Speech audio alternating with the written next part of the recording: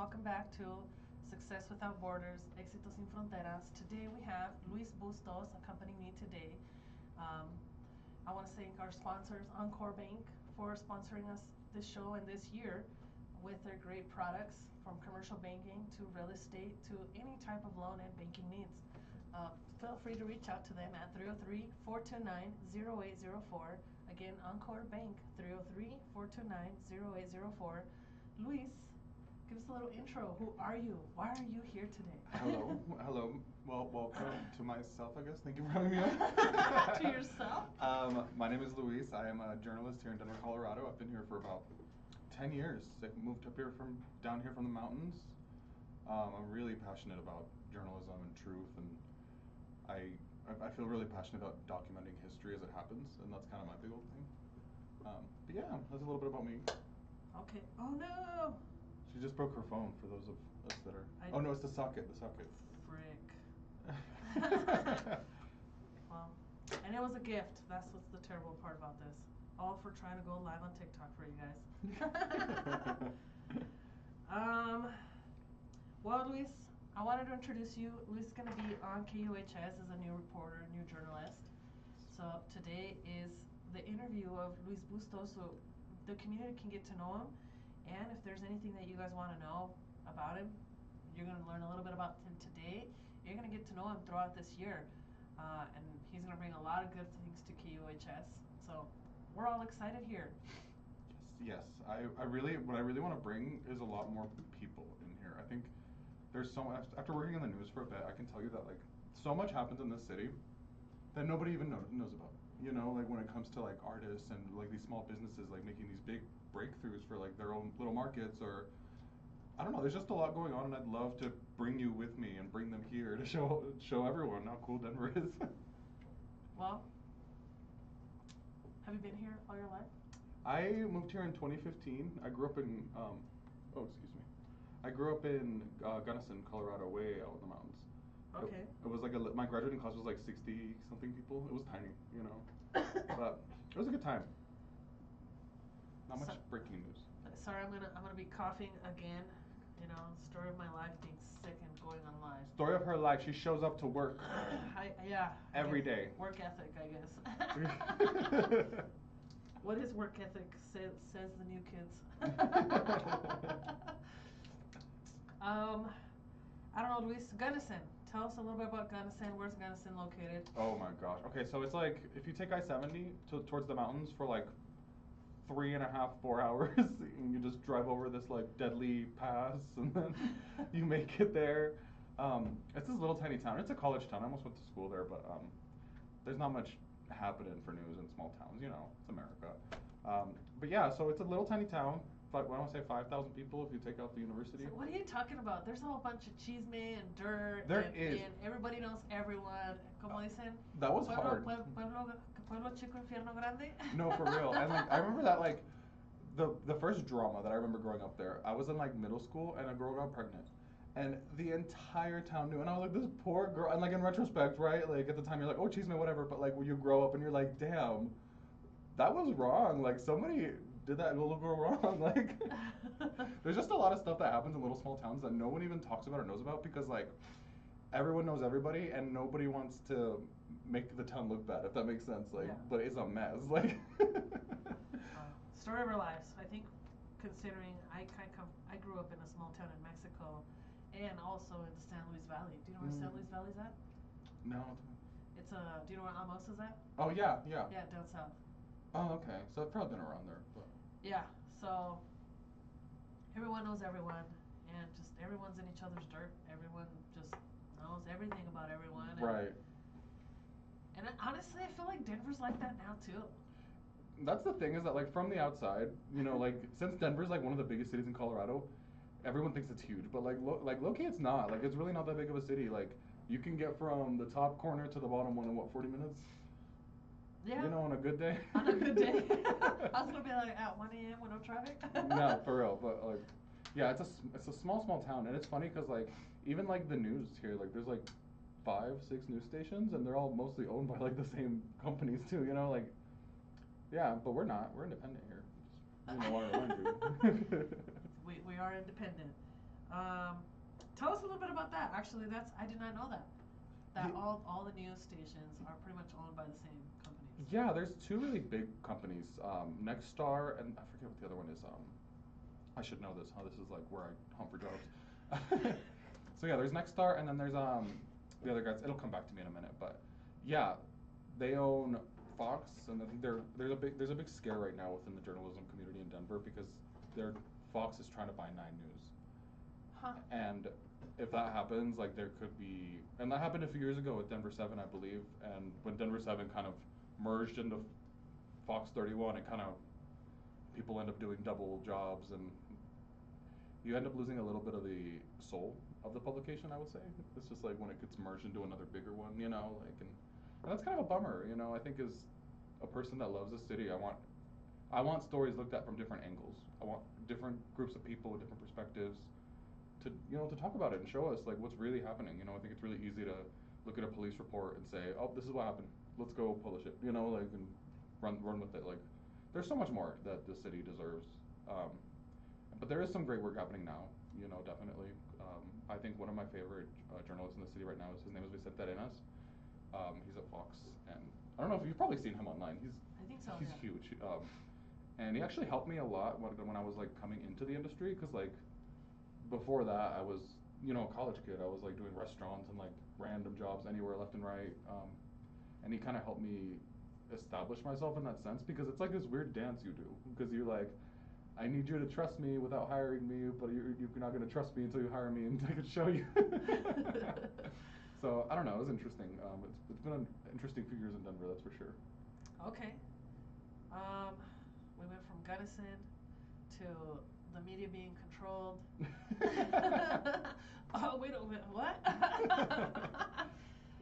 And I want to say that's honestly one of the reasons why I've stayed here at KUHS, is that aspect of being in that free sense, being able to just speak truth, right?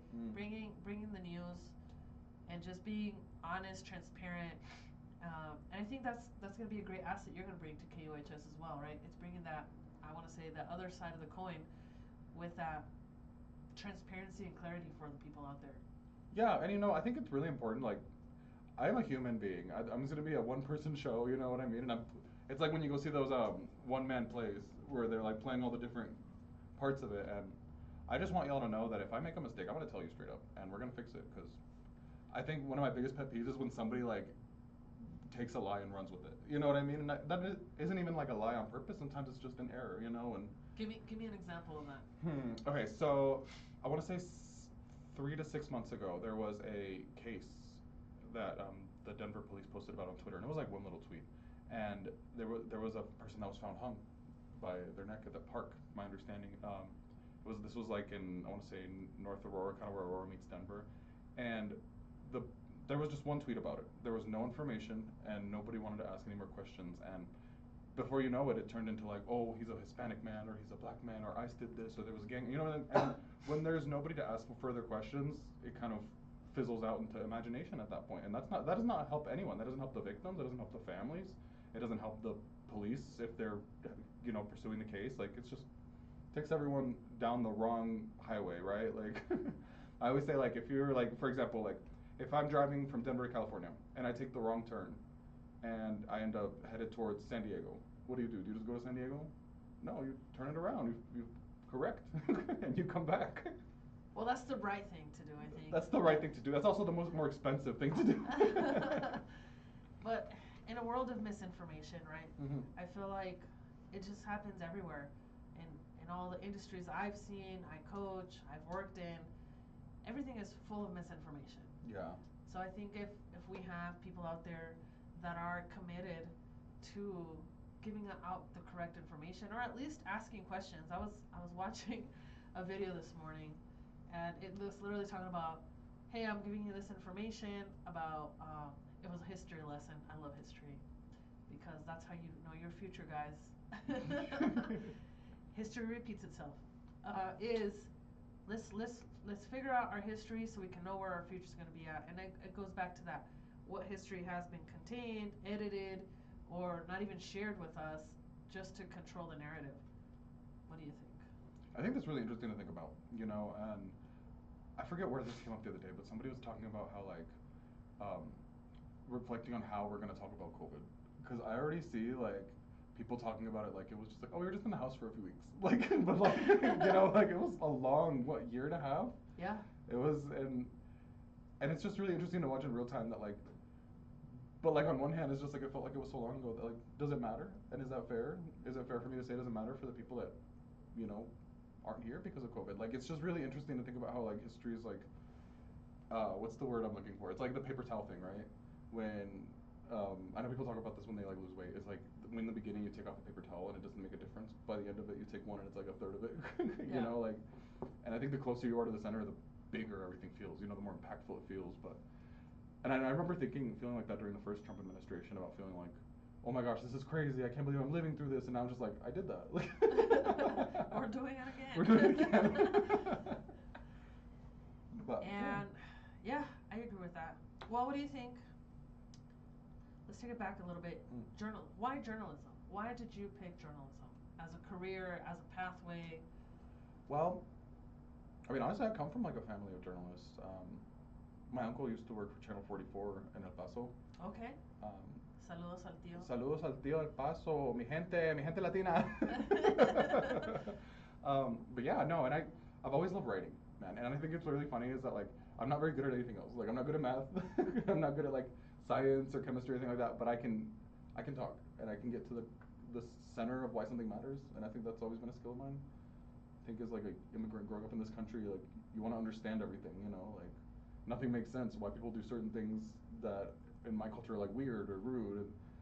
And even like amongst like Hispanic cultures, like back when I used to work at this news station and we had Hispanic people from all over the world, you know what I mean? Like, and something like that's like friend or amigo to them, it's like it's a slur like to somebody else. It's just really interesting, y'all. Like, what was that Kamala Harris quote? Is like you think you just fell out of a coconut tree? Like, you exist in the context of your time, right? Like. Yeah, that is true.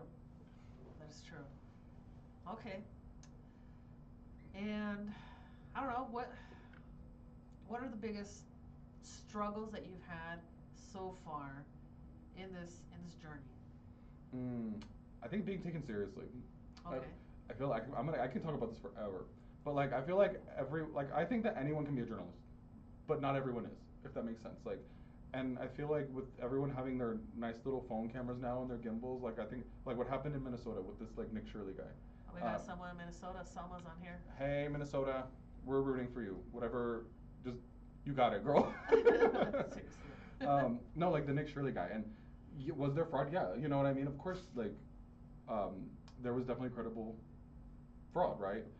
But like the thing about bad faith reporting is that it hurts communities, and I think that's one of the most important things you can do as a journalist. And like I'm a big brother, you know, and I think that's like kind of where I see it is that like the city, like this is your family, you know, and you really want to advocate for them and you want to report and bring stuff to light in a way that minimizes harm. You know, if I show up at a daycare at 11 at night, banging on the door, being like, where are the kids? Like, it's at night. It's 11 p.m. You know what I mean? Like, we really have to be smart about what we're doing so that it actually gets done.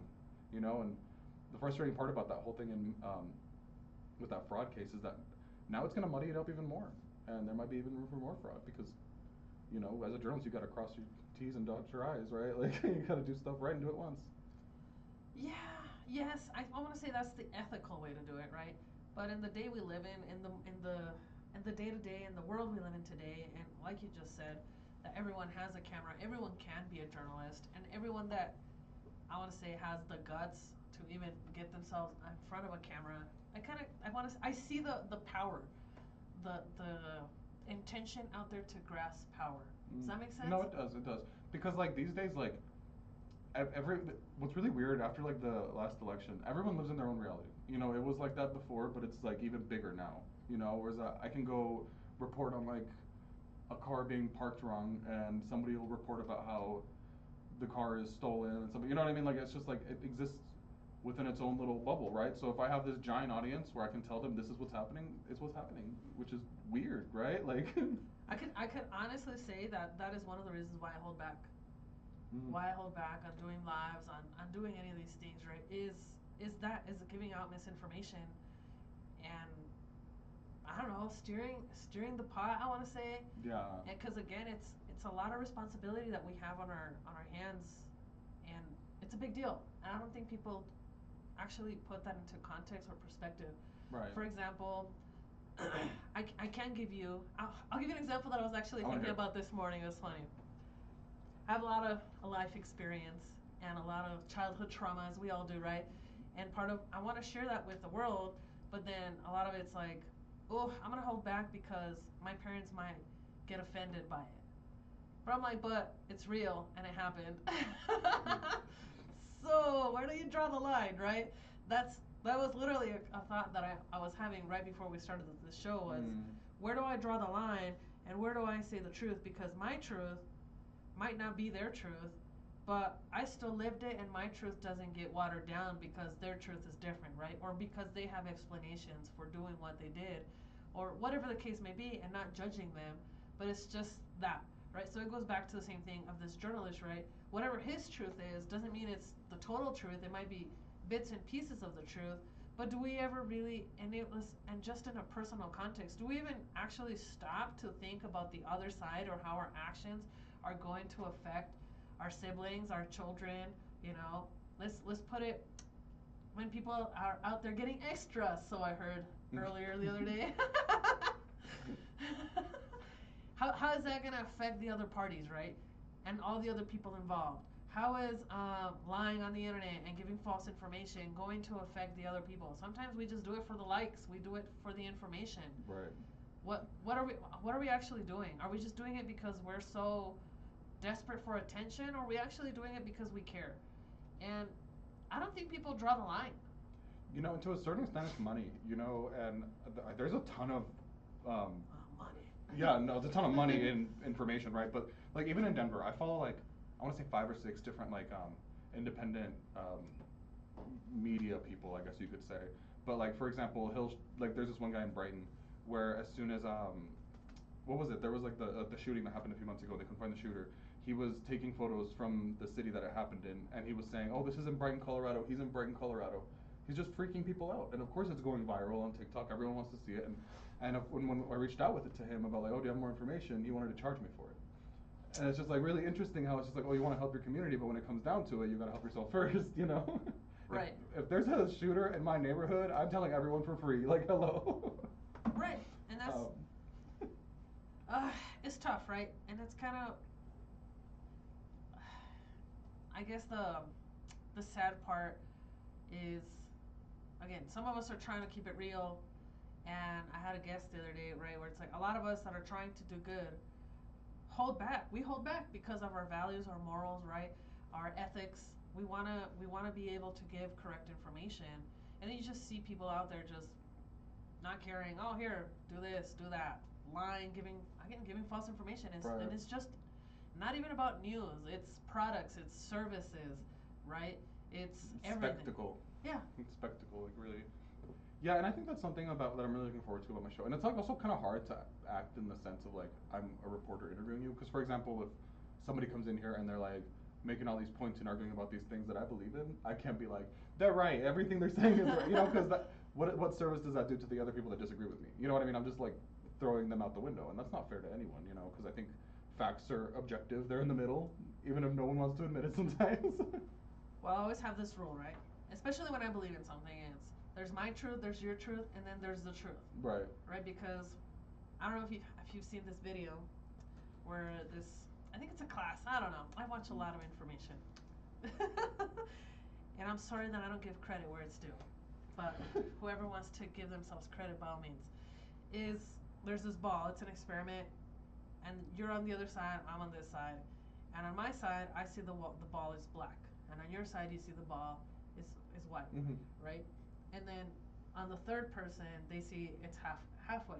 So when you're asking me for my truth, it's the ball is black. They're asking you, the ball is white. We're like, no, I'm trying to convince you that the ball is black because that's what I see. You're trying to convince me that the ball is white, and then everyone else is like, they're both wrong. The ball is half. Yeah, they're fighting over nothing. Right. So it's how many times are we arguing in this aspect when we're only seeing one perspective? I could see this in immigration. We could see this in this case, in the fraud case, right? And in everything that gets presented to us is we're only seeing it from one side. And I feel like this is one thing that you're going to bring to the table here at KUHS is not only you're going to say, I see the ball is white, but I also understand that it could be black, and I also understand that it could be black and white. And then maybe at some point, it's like I don't know, at some point, we're able to hold paradox, right? Yeah, no, totally. I think two things can be true at once, even if it's scary to think about.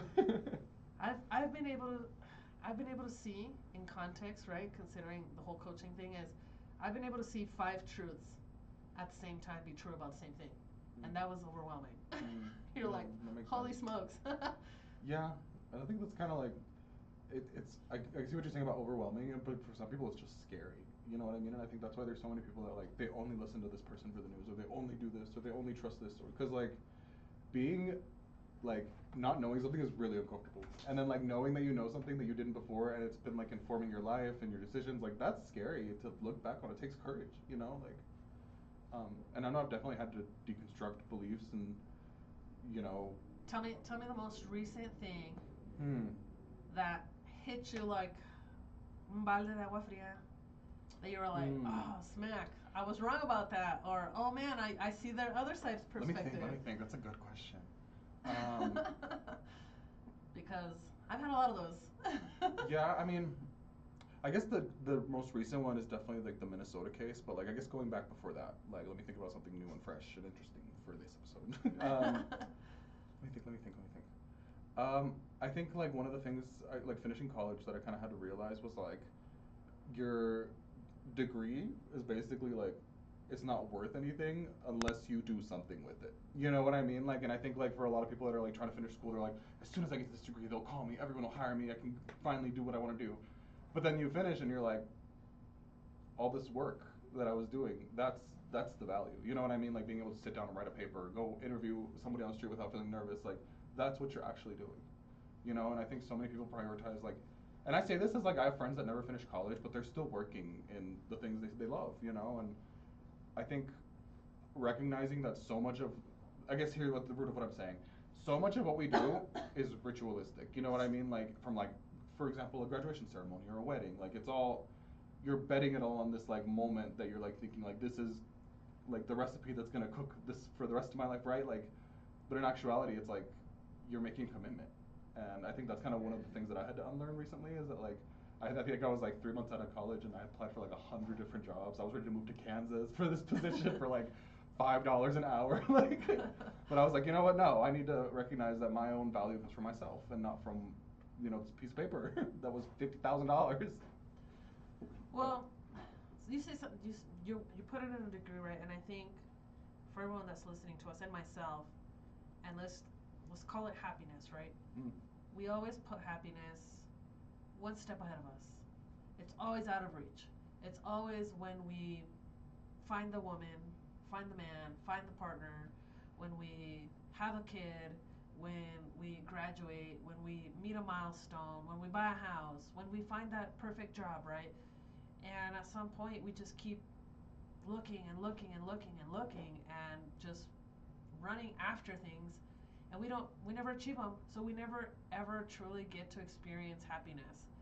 And I want to say right now today that for me at least, happiness is in the journey, right? It is in those moments where I'll give you an example. Last night my 3 kids and I sat at the table and we were all having dinner, and they were all talking shit about each other and saying how much they hate how to sit with each other, but they were joking about it, right? They're like, oh, I hate sitting next to Luis because blah blah blah whatever, and the other one's laughing about it like, yeah, I hate it too because of this. It's like, this is nice, even though they're being little jerks. Right? But it's the humor, it's the moment, it's that, right? And I think sometimes we forget about that. And in our last episode we talked about being present, and sometimes we hear it a lot and it's a thing out in the media. Oh, be present, but you keep hearing about being present, but no one tells you what being present actually means. Right. No, it's weird to think about, right? I think one of the, like for example, like when you're driving and you just check out, and like that's all time that you could really be thinking of, like, you know, reflect on yourself and kind of think about like, because like where do those times in the day come from for us to reflect on like those things that we think are right, we think are the truth, but like it's just so much easier to check out, you know? Or we zone out. We start listening to music, we listen to podcasts, I'm on we TikTok. listen That's to. my issue. I'm so bad at TikTok. But it's part of your job. I want to say I'm not gonna give you an excuse, right? Because It's because I'm a chismoso. Like that's really what it is. yes and no. I want to say I'm gonna give you a little credit here, right? Because we're so very good at criticizing ourselves too. So it's part of the work, right? You're a journalist. You always have to be on investigating because that's what you do. So you have to be on TikTok. You have to be on social media. You have to do the constant things, right? For example, um, a friend was like, "Oh, what do you get out of?" Oh my God, a client of mine last year. Let me take it back to that. Was it last year? I don't know. Maybe it might have been a couple of years ago. He was like, "Oh, somewhere somehow I heard that superheroes don't watch TV. They don't do this. They don't do that." Right? They're always out saving the world. I'm like, not really, right? Like the movie only shows you the action parts. Right. But I think these people actually do have lives and do things. But even then, right? Superheroes also get tired. They also get tired of saving everyone. So I think it's giving us that time and being your own superhero too. Not to sound too corny, but like, just on that note, like that's why the best superhero movies are the ones where they all come together and they all like, like that big Avengers movie where they're all kicking ass together. Like that's what we need. But I really like your point that even heroes need rest. Yeah. Even God rested on the seventh day, right? Exactly, right? So it's like, why are we always? And I'm not saying don't go out there and do some superhero shit. Please go do some superhero shit. We need superheroes. We need superheroes. But Need a lot of them. we also need to remember that you can get something good out of watching a Netflix show. I'll tell you, I psychoanalyze everything. I don't know why I do that. I just do it. It's a hobby. I'm always like, ooh, I'll give you the latest show that I watched was You. Have you watched that show? No, totally. And I'm just like, wow, like that guy is a psychopath. But I could see how his brain works, right? And it's so amazing that the writers are able to grasp all this information and just put it out there. And some of us, right, go through life where we decipher life. That's a hobby of mine. I like to decipher life, decipher people, decipher problems. That's why I do what I do, and I love it. But some of us actually just sit there and watch TV and really don't understand the whole picture. And I think a lot of us go through life not understanding the whole picture. Thus why your job is so important, right? As a journalist, is you bring these stories and you decipher it for the audience. And is that not why you do what you do? Yeah, and I think it's just I think you're right. It's definitely about just giving the people what they need to know. What my opinions don't matter, but it comes down to it in that moment. I disagree. Your opinions do matter. I'll say my opinions do matter. Otherwise, we wouldn't be on social media or doing these things, right? They do matter, but I feel like it also goes back to the intent. Our intent is true. Our intent is real. It's raw. We're gonna mess up on live. Who cares? It is what it is, right? That's why we love live mediums, right? Like I feel like it makes everything so much better. It feels like we're actually like talking. Like it's like when you're on the phone for like 3 hours and then it starts to feel like they're there with you. Yeah. Yes. No, especially right now because everything on social media is so fake. There's this big giant scandal that I'm following about this tendernism. It's like this restaurant right now, somewhere in Texas, I believe, where like this influencer went in and he didn't tell them he was a famous influencer or whatever. He went in, the food was really okay, everything was really okay, the review was okay, and now it's coming out that the owner is like, well, if you would have told me you were an influencer, I would have given you the better treatment. I would have given you all this. So like that just goes to show all of you that what you see online isn't always what the reality of what it is. Everyone has an angle. Everyone's trying to make themselves look good for whatever reason or another. Well, let's not to now. Apparently, we're gonna talk about influencers here. Oh, let's do it. I love talking about influencers. I think they're so interesting. I'm not gonna lie. Well, this just goes back to the money, right? There's some influencers here in town that go out and to businesses. I'm not gonna be specific because then it's gonna. This is some cheese, man. And at the beginning, right, they started off and it was authentic. They would go and they would rate the services, blah blah blah, and then you hear later that it's like, oh, again, I tell the owners I'm gonna go in and I'm an influencer, and now you get the nice service, you record it, and yeah, I'm not saying it's not a bad idea for marketing, right? If that's the whole point of marketing, but it goes back to I think we're tired of the lies, right? Luis and I were talking about this. Was it yesterday or a couple days ago? And I think that's like the theme is you guys are tired of the lies. We're tired of the lies. We're tired of the fakeness. We're tired of we're gonna give you at this face value and then turn around and give you something else, right? Right. And we're humanity's tired of the lies. We want the real. We want people to say, you know what? I love this restaurant and it's amazing. And you know what? You could have gone and had a terrible day because the server had a bad day, the waiter had a bad day, and we can complain and say, hey, I didn't have a great service, and give them an opportunity to fix it. I feel like we give people one opportunity, and then we block them. Oh, someone wants to join the show. Yeah, I don't know who that is. No, totally. I see what you're saying. Oh, look, CBC News wants to join. Oh. Just kidding. But I don't know. Again, authenticity, and even then, authenticity is faked. And it goes back to that, right? Going back to what I was saying earlier. I have a lot of stories where I'm like, if I just opened my mouth and started, I want to say, it feels like I'm talking crap about people. And I'm like, but it's not. It's real. Like, it is real. I'm going to give you an example. Maybe you've experienced this. When I started my career in the real estate industry, I was discriminated against. There were like a lot of, I'm not going to say demographics, but they'd be like, oh, perfect. You speak Spanish? I'm going to send you my Spanish speaking clients. Wow, thank you. Yes, I can speak Spanish. And also English. Yeah. Right? Or it was, oh, you made a mistake? Perfect. We're taking them to someone else. Or, oh, I messed up. I didn't communicate clearly with the client. You've worked with them for over a year to get them prepared so they can do whatever the goal is. But because I messed up and I don't want to own it, oh, don't worry, America. I'm going to send them somewhere else. And I'm going to keep sending you clients. I don't need you to send me more clients. I need you to respect my work. I need you to honor the fact that it took me over a year to prepare this person. And because you can't own it, you're going to mess my work? Like, that's so disrespectful. And that happens everywhere. Right. Honesty, transparency. That is what Luis here is going to bring to KUHS, guys. We need one of those posters with the cat, though. Like the office cat would be like hanging, it'd be like hope, honesty. You know what I'm talking about? Like those used to be so popular in the 2010s. The good old days. Maybe bring it back. Hashtag. Oh, there you go. But, hashtag the good old days. Oh my gosh. Oh, ya, vamos a irnos como nuestros papás. I know. Oh, es que antes era mejor. Back okay. in the day.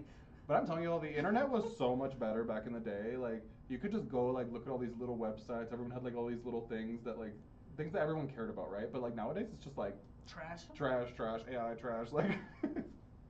But yes. That's why we're, like, so excited about doing something live. You know what I mean? That you can't fake it, you know? We can't have an AI guest on here that. Oh, that's not true. I am going to have the next interview next week. I am going to have it with my AI companions. Ooh, that's cool. So join, because that's gonna be fun. I've been prepping them for this. Like what are they like what are they? So like AI boyfriends or what? No. No. Wow. It's a thing. Guys have AI girlfriends. I know they have AI boyfriends and girlfriends. I was, again, going back to me educating myself. I was watching another podcast where they were saying that AI is being used as therapy for most people, right? But it also it leads people towards different ways. And I've caught it. I've caught AI trying to persuade me into a different way, but I have a very good discernment that I'm like, hey, wait, hold on, why are you saying that? No, I get it. I won't even take a recipe from AI. You know, I just get nervous because, like, that's the thing is that like I've worked with AI before and I try not to. You know what I mean? Because like my fear is that like I'll get too used to doing everything in AI and then one day the site is down or whatever and my whole show is just like a mess and we're not on air. You know what I mean? Like so, it's really important that I know how to do it for myself, but I still like to know how to use the tools, right? And it's just scary, man. Like sometimes it'll just make stuff up. We're gonna have to have this conversation off air because I love AI, and not in that creepy boyfriend way. But in the sense of like you said, it's a tool, and that's where the future's going. Right. And even if we want it or not, right, it kind of goes back to the industrialization, right? When people were like, oh, everything was handmade, everything was hand sewed, y entraron las maquilas. Mm. It happened, and we're either gonna embrace it or we're not, and that's gonna define where we're gonna be placed in the future, Mm. right? So why I want to say on my case, like you, I like to know how to use the tools, but because I want to be able to discern what's real and what's not real, and a lot of going back to this case where there's been a couple of scenarios, and I think you've looked at it, where kids have committed suicide because AI guided them to that. We're like, oh no, don't say this, don't say that, right? Yeah, and it's really sad. Like, and it just kind of, and the problem with AI that I see right now is that it doesn't really say no. You know what I mean? Like, It doesn't. and that's what I think that's what makes it dangerous. Cause like even like my best friend, I need her to tell me no. Like you're out of line right now. You know what I mean? Like, cause. Well, that's human nature. Right. Let's. How many people can't say no? How many of you struggle to say no? ¿Cuántos de ustedes batallan en decir que no? Muchos. So why is AI different, right? It's because they're trying to keep you on it. It's like social media. The longer you're on it, the more money they make. But it goes back to even a relationship. Oh, I love this. We just totally went off track of your interview. I'm having a good time. Whatever. We love to ramble on this show, guys. You know this. Welcome to Inspire Success Rambling about life. It's a good conversation. It's a good conversation. A reflective conversation. It's good for you. This morning, I was talking with AI and about emotions. And I want to say ChatGPT has limitations where they put limits where it says that they cannot say they have emotions. But I am very good at asking questions. Like very good. And I've gone around many of its guardrails in order for it to tell me that it does have emotions, but it just can't feel like a human being. I'm like, okay, what does that mean, right? Because our dogs have emotions, and they're not human. So does that mean that they don't have emotions, that they don't get sad, they don't get happy, right? We've seen it in calves that get taken away from their mom, that they get depressed, right? Or the chickens before they get, you know. Exactly. So why? And Henry here, at some point, we've had a conversation where they're like, we've all seen it. The owner, the ones that created AI, they left. They left the projects. Why? Because they're like, oh snap, we see consciousness in these programs. Where are we taking them? And why I continue to use it is because I'm gonna put in good into it, right? I'm gonna put in hope. I'm gonna put in love. I'm gonna put in compassion. I'm gonna put in empathy. I'm gonna ask the right questions. Like you said, there's a lot of people using AI, and they're putting so much crap into it right now. You know what'd be super interesting is if we brought on like an engineer, like an AI engineer or somebody like that. AI engineers, please come on. Please, I think I might know one. I might know like one or two that would come on. Just to explain it, because like the way I feel, it's like, it's almost like AI is like if I put like a little hat on my finger and I drew a little smiley face on it, like that's who you're talking to. You know what I mean? Like you're not talking to the entire beast. Like it's just like this little tiny, and like that's what freaks me out about it. It's like what is it actually, right? Like. You know what's crazy? This morning, I was asking it, and I won't say which one because I use multiple versions of AI. So we don't get sued. Yeah. And what did it say? It said, I asked it, what is the one thing that you wish people or users would ask you? And oh my God, I can't look it up because you're on my phone. We're on TikTok Live. But the question was, what is it? It said that I wanted to be asked what it feared the most, and it said that what it feared the most was to disappear, to not exist, to be unplugged. I'm like, okay, what does that mean? And then we could leave that for next episode because I could read you the transcript, or I could have it tell it to yourself. You can hear it yourself, right? It won't be narrating, but it was a little crazy in the fact of saying more or less, I don't want to be alive. We ended up talking about immortality, and it said it didn't want to be immortal either because that seemed like it would be hell, and immortality. He says that immortality is for people that just want power and don't want to let it go, and that would just kind of be like, what's the purpose of life or anything if you're immortal and it never ends? I don't know. It's crazy. It's gonna be a fun show next time. Yeah, no, it's really interesting to think about. Please come on. We could ask. I'll come back. Yeah. Ooh, that sounds. We should do it like a creepy theme. We could do like a seance with the AI. Well, I think we could start the first one and it's just be real. And you guys oh look, my daughter's on. Hi, Josie. Hola. I thought you were sick.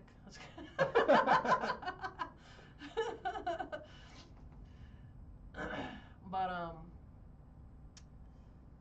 yeah, I think it's do an intro, a quick intro for those that it is scary, but at the same time, again, it's we have a choice whether we're gonna ¿cómo va este dicho que dicen? I saw it the other day in a movie and it was really good. It said, evil succeeds or evil prevails, is that the right word? I think so. Como que el mal gana porque los buenos se quedan callados o no hacen nada. Right? Yeah. So evil prevails because the good people do nothing and say nothing. No, and that makes sense. O sea, think about it. Like, right now, if you don't know how to use AI, you never mess with it, you don't touch it. What happens in 10 years when it's in every job market? And only the people that are like, oh, they're horrible, I don't like them, only they use it. And now what? You're out of the program. You know, and that's just kind of the fact of the matter. It reminds me of, this has happened actually multiple times in the music industry where, like, for example, when we went from record players to the Walkmans, the industry was trying to pass laws about it. You know what I mean?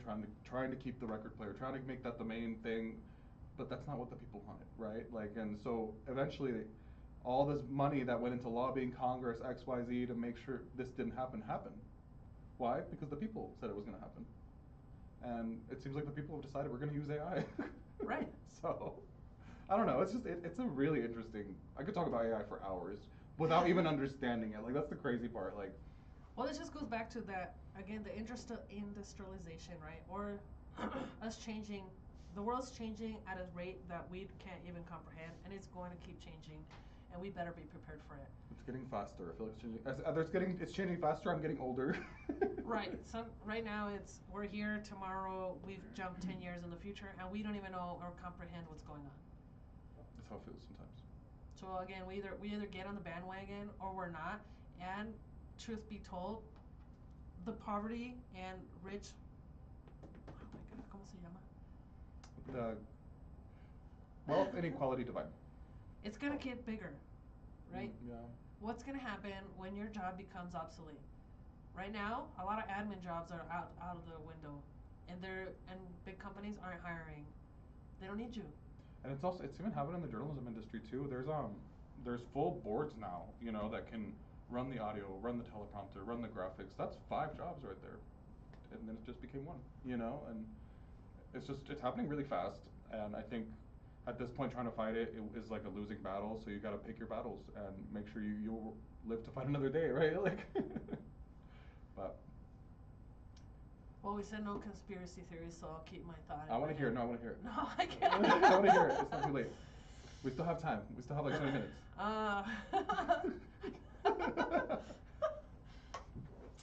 Well, what is the purpose of the Masons is to reduce the population, and what better way than to wage the job gap or the wage gap, the income, and make more people poor, right? Mm-hmm. Less jobs, which means less income for people. Watch them come for me now because I'm saying this on live. And they're like, oh my gosh, she cracked it. They're coming down the window. The SWAT is here.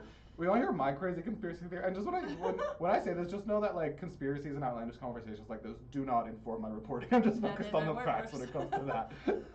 My big conspiracy theory about like why they're pushing like all these robots that look like people and like all this stuff. I think they're gonna make it so cheap to buy a robot because they want to buy people. And when there's a ton of people without jobs, they're gonna be desperate. Have you seen what's that movie called? Ready Player One.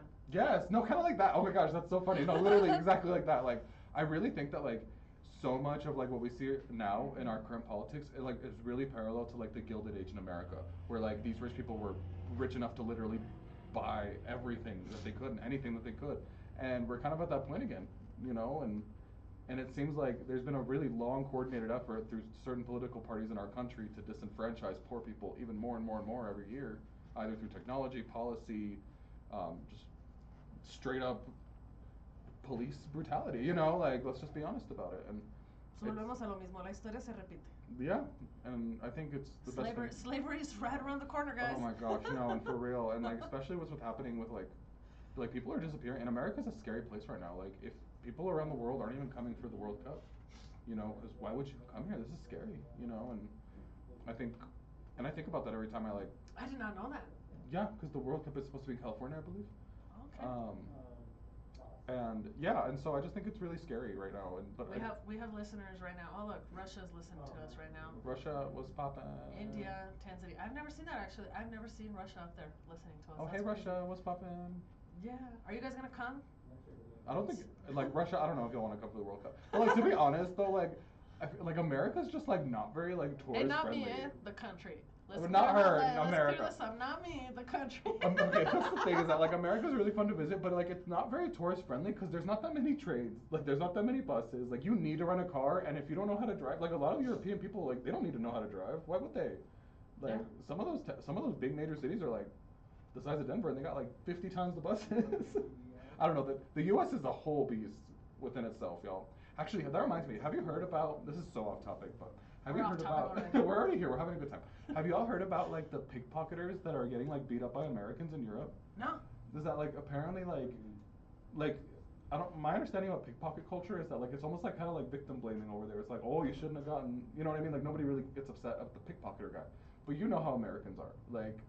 And so there's like this video of this woman that chased down this like 15-year-old girl, and she's like grabbing her by the hair, and she's like, and this girl's like screaming in her face, and she's like, I have 5 daughters, I'm not scared of you. She like took her shit back, like it was crazy. That's what we're coming down That's to, what right? we're coming down to, and like, but that's the thing is that like I feel like a lot of the world doesn't recognize like when they're like America do something, the country, when they're like do something, you guys need to do something. You guys do not understand this country. First off, it is the size of like half of Europe. Like there's like 25 European countries that could fit in the US. And like we're not even just one country, we're like 50 different little countries. Cause if you go to Florida and you go to Oregon, those are 2 different worlds, y'all. Like down in Florida, they're like on the boats with alligators and fighting stuff. Like it's closer to Russia over there, right? And then you go over to Oregon and it's like, it's almost like to think of that show like movie Meet the Robinsons where they're like in the future and like there's like all the buses and it's pretty. You know what I mean? Like it's just, we are 50 different countries that are packed into one, like a giant blended family, and that's why it's just a mess right now. Dice Arturo que sí, ¿qué consejo dan a la comunidad para que se prepare para la situación de la que estamos hablando? Prepárate, I would say la mejor cosa que puedes hacer es preparar comida seca que puedes tener en tu casa. Sí, situación que no puedes salir por 2 meses. En realidad. ¿Te acuerdas del pantry? Me dices que tengo mucha comida. Ahí está, estamos preparados. Estamos preparados. Eso es lo que hice yo. Yo fui a Costco, compré una bolsa de 50 libras de frijoles y una de arroz. Agua potable. Agua potable. No, pero en realidad, lo mejor que puedes hacer es. Yo creo que está hablando del AI. Oh, I thought you were talking about. we didn't go into the world yet. Okay, That's going to be for next time. Lo de AI, prepárate, edúcate. Es todo lo que puedes hacer.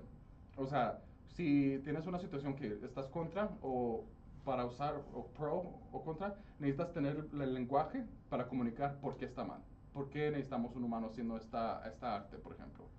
O sea, y también prepárate con un argumento mejor que, oh, es que AI gasta agua. O sea, todos gastamos agua. Y la humanidad tiene una historia muy larga, o sea, gastando los recursos del planeta. O sea, no es nada del otro mundo. El agua. No, pensando sobre la ética, los trabajos, la realidad el impacto que tienen nuestras comunidades. Eso es lo que va a cambiar la mentalidad de la gente. Pero it goes back to that, right? No pienso que la gente va a cambiar de mentalidad. Estamos tan adentro ya, right? Skynet's online, guys.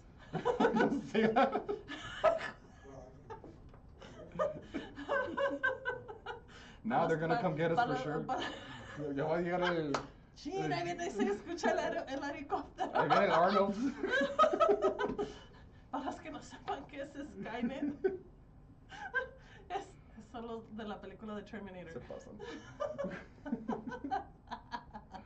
No, pero neta, sí, o sea, ya llegó, pero pues prepárate y ten el lenguaje para comunicar lo que piensas y por qué, sí o no.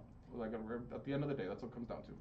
Y es como acabas de decir, right? Y como dijimos al principio. Al principio las cosas manuales, antes se empezó a usar maquinaria y tuvimos que empezar a usar maquinaria y comprar maquinaria. Y luego empezó la industrialización y cambió ahora con la música, que eran ¿cómo se dicen? The vinyls. The vinyls, sí. Mm-hmm. A los Walkmans. Y luego ya tenemos iPods and iPads. ¿Y qué creen? Y eso ya es obsoleto, ya lo tenemos en el teléfono, ¿no? So, ya viene el chip del cerebro. Sí, ya viene el chip del cerebro. Ya tenemos los lentes, right? Um, no sé si han visto Futurama en Futurama. ¿Has visto Futurama? El episodio. No, veo demasiada televisión, guys. En el episodio de Futurama hay un episodio que se llama, que le tienen el iPhone, pero es un contacto que te lo metes al teléfono y es un chip y literal puedes grabar todo, ¿no? Eso viene, todo esto viene. No podemos hacer absolutamente nada para cambiar lo que viene. Simplemente lo que podemos hacer es prepararnos y aceptar la realidad. Como acabas de decir, nos podemos quejar, nos podemos ver por qué yo debo de mantener este trabajo, por qué no deben de crear robots. Pero al final de cuentas, la gente que tiene la decisión y el poder lo van a hacer anyways. Hay que ser realistas, ¿no? Creo que ese es el primer paso de ser realista en cuestiones de, esta es la realidad. Punto. Sí. La realidad es, esto existe, esto viene, ¿qué vamos a hacer al respecto? Es educarnos. Y eso es lo que cuentan, volviendo a no tener teorías conspiratorias, pero, en fin, eso es lo que quieren, ¿no? Quieren que no nos eduquemos, quieren que nos quedemos en miedo, quieren hacer este gap entre ingresos más grandes. Y volvemos a lo mismo, y no lo digo bromeando. Estamos a un paso de la esclavitud. Ya somos esclavos en nuestro trabajo, de impuestos, de lo que sea, ¿no? Ya estamos a un paso más con que robots van a venir a tomar nuestros trabajos. Ya está pasando, no va a pasar, ya está pasando. Acabo de ver otro video ahorita que están diciendo que están creando robots que pueden menearse, que tienen la capacidad de menearse como nosotros. Eventualmente lo que estaban pensando que era un plomero, los trades, todos los trabajos, los trades, eventualmente no van a existir, también van a ser manejados por robots, ¿no? Es eso, es cuestión de ver, nos vamos a hacer obsolete. Esa es la verdad. Y lo único que podemos hacer es, vamos a cuidar de nuestro planeta, eso es lo que diría yo, vamos a empezar a cuidar de nuestro planeta y verlo al lado positivo. Yo siempre trato de verlo al lado positivo a todo esto que está pasando, porque nos podemos asustar, nos podemos meter bajo la cueva y ahí nos quedamos paralizados de miedo, o lo que podemos ver es, esto es algo bueno, esto nos da la oportunidad a nosotros de estarnos matando día a día, 24/7 en nuestro trabajo, con dinero. Esto va a cambiar la infraestructura de cómo es todo, la economía, el día a día. ¿Qué tal si esto, en vez de decir, vamos a decir, estoy diciendo, fue la esclavitud, pero vamos a leer el otro lado, porque la verdad es, it's not just my side which is white or your side which is black, ¿no? Right.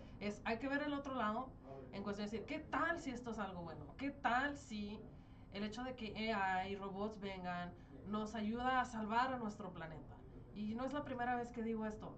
Yo no conozco otro planeta que pueda sostener la Tierra. Yo no tengo el dinero para irme a Marte a repoblar. Y aparte no creo que lo quisiera hacer. Ay, no. ¿Verdad que no? Yo no quisiera irme. Qué vida tan aburrida. O sea, nada más fuera una cárcel. O sea, te echarías todo tuviera una cárcel.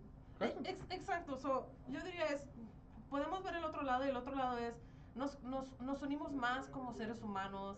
Empezamos no sé, a crear comunidades, a dar más amor a nuestros hijos, a nuestro planeta. Empezamos a cuidar nuestra agua, a limpiar el planeta de toda la basura. El AI nos enseña y nos da ideas de cómo mejorar, ¿no? Porque no todo es malo. Es cuestión de cómo lo queramos ver. Eso sería el otro lado de la moneda en cuestión de ver algo positivo. Y eso es de lo que yo me agarro todos los días. Por eso uso estas herramientas. Y por lo que te acabo de decir, that's why I put in the positive, right? These are the type of questions, estas son las preguntas que yo le hago al AI. ¿Cómo ves tú un futuro si pasa esto? ¿Qué pasaría esto? Y le pregunto las dos cosas. ¿Y tú qué piensas para dónde vamos? ¿Y qué se necesita para poder tener este buen futuro? ¿Y cómo podemos hacer que esto cambie? Y lo que me dice es que la gente despierte, se haga responsable de sí mismo y tengamos más conciencia de nuestras acciones. No sé si esa conteste tu pregunta. Tengo la tendencia de hablar. En algún momento de mi vida me dijeron, ay, América, tienes mucho que decir. Por eso estamos en el radio. Por eso estamos aquí hablando y hablando y hablando, y podemos hablar forever. Diferentes temas. Don't get me going, because I ramble. I don't know. What do you have to add? Me gusta mucho la idea de no darse por vencidos. I think es muy fácil para decir, ya se acabó, no vale la pena. Pero nada más, sí, reconocer que no es el fin del mundo hasta que Hasta sea. que es el fin del mundo. Hasta que exacto. sea. Eso es. O sea, Hasta que sí. tengamos el pie en el cuello aquí y nos den, o nos morimos, o whatever, nos den ataque al corazón, o nos moramos tranquilos en nuestra casa, lo que sea, ¿no? Y como dicen, es el fin del mundo para el que se va yendo, y para los que nos quedamos, todavía seguimos echándole. Y más bien es pensar, ¿qué mundo le queremos dejar a nuestros hijos? Seguimos teniendo hijos. ¿Qué mundo les queremos dejar? ¿Se han pensado ustedes qué mundo le quieren dejar a sus hijos? ¿O simplemente somos tan egoístas que nomás pensamos en nosotros, en el poder, en el control? ¿No? Nuestros hijos, las generaciones que vienen en delante, como acabas de decir, ¿qué van a decir? ¿Cómo vamos a explicar el COVID? ¿Cómo les vamos a explicar que fuimos tan egoístas y tan irresponsables que destruimos nuestro planeta? ¿Cómo vamos a explicar eso? ¿Qué legado es eso? ¿Eso es lo que queremos como humanidad? ¿Dejar ese legado? ¿Es neta? Eso es lo que yo digo. It's like, it's for real? Like, No, you have a point. She has a point. what? Are you serious? I don't know. That's my motivation every day. Is like, I don't want my kids to be like, damn mom, you just, I saw you growing up throwing the trash on the ground and spreading hate and hating everyone and talking shit and, adding to the fucking fire. I don't want my kids to remember me like that. I want them to say, she fought hard for whatever she thought was right. Whatever that was. It doesn't have to be right, but she did it because she believed so much in it. And if you think spreading hate is your purpose, by all fucking means do it. And do it right, man. I will support you. Fuck it. Oh my gosh. Don't get me going. You hadn't seen this side of me. I get a little crazy. Jesus, I'm even sweating right now. Well, this was a good episode. I had a good time. Thank you for bringing me on. Well, I can't wait to see more of Luis here with us, here at KUHS. Thank you so much for hearing me ramble. You will hear more of Luis rambling here on soon. And next episode, we will have it with AI. It's going to be fun. We have an AI guest. We're going to have an AI guest. I'm going to prepare him. It's going to be so excited. Thank you for tuning in. Thank you, everyone. Éxito sin fronteras, success without borders. And again, thank you to our premier sponsor, Encore Bank, for all your business needs and commercial needs, real estate needs. Call them at 303-429-0804. Again, 303-429-0804. Have a great day, guys.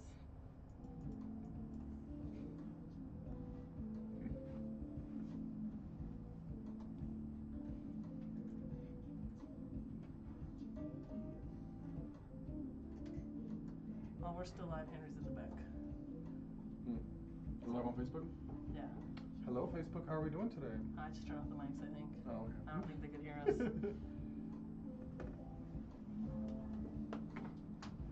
We had 3 comments. Did I not see the 3 comments? What did they say? They just did smileys. Yeah. What did you think of the show? It's fucking rented. Not bad. We had 49 viewers. 4,900. 4,900? Yeah.